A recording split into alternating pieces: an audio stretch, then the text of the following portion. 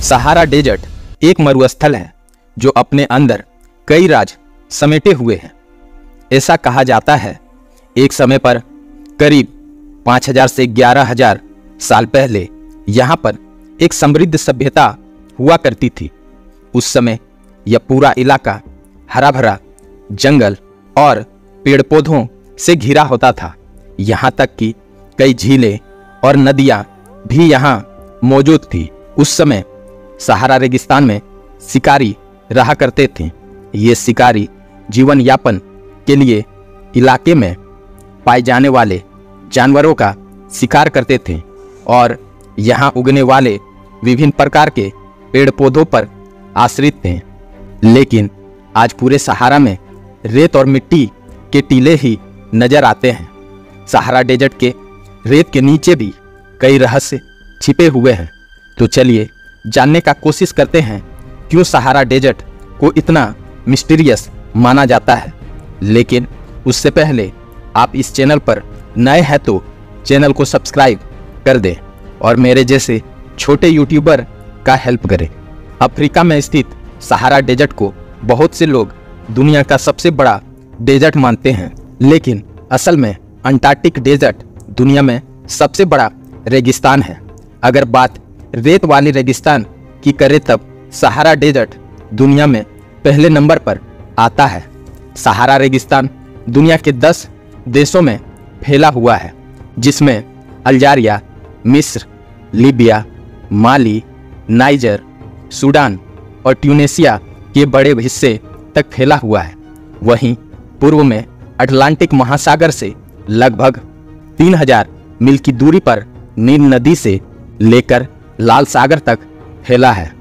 Sahara desert का क्षेत्रफल 9.2 million वर्ग किलोमीटर का है। इसका क्षेत्र चीन और संयुक्त राज्य अमेरिका के क्षेत्र के बराबर है, जो अफ्रीका महाद्वीप के लगभग 31% भूभाग में फैला हुआ है।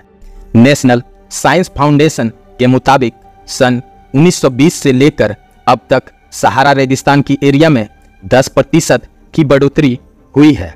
आपको लगता होगा कि सहारा में सिर्फ रेत ही रेत होगा, पर मात्र 20% के हिस्से में ही रेत है और बाकी का हिस्सा रॉकी प्लेट्यू से कवर किया हुआ है।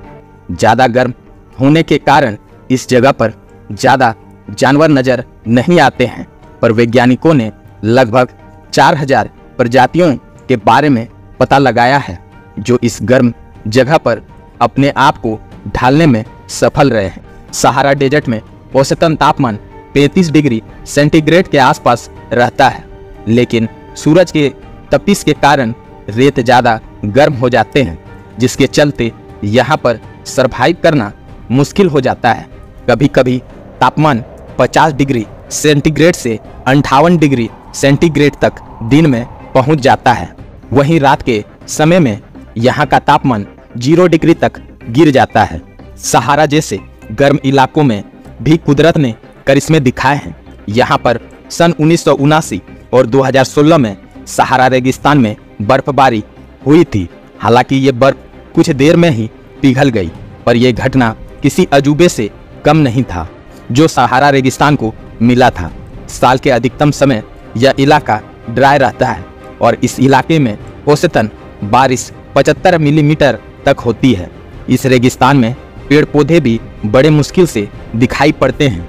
इस इलाके में ज़्यादातर खजूर, फर्न, नागफेनी जैसे पेड़ पौधे देखने को मिलती है। सहारा डेजर्ट में बालू के टीले की ऊंचाई 200 मीटर तक होती है।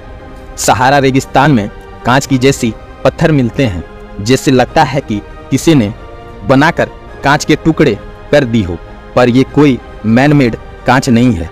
ऐसा माना जाता है कि आज से लाखों साल पहले सहारा रेगिस्तान में एक बड़ा उल्का गिरा होगा, जिसके चलते उस इलाके में बड़ी मात्रा में थर्मल एनर्जी प्रोड्यूस हुई होगी। उसी के चलते ये कांच जैसे टुकड़े देखने को मिलते हैं।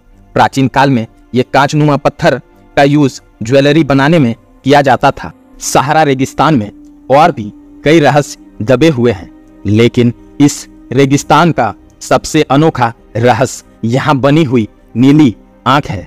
यह अद्भुत कलाकृति इंसानी आंख की तरह देख तो नहीं पाती, परंतु बिल्कुल इंसानी आंख की तरह ही दिखाई देती है। इस आंख को अंतरिक्ष से साफ साफ देखा जा सकता है।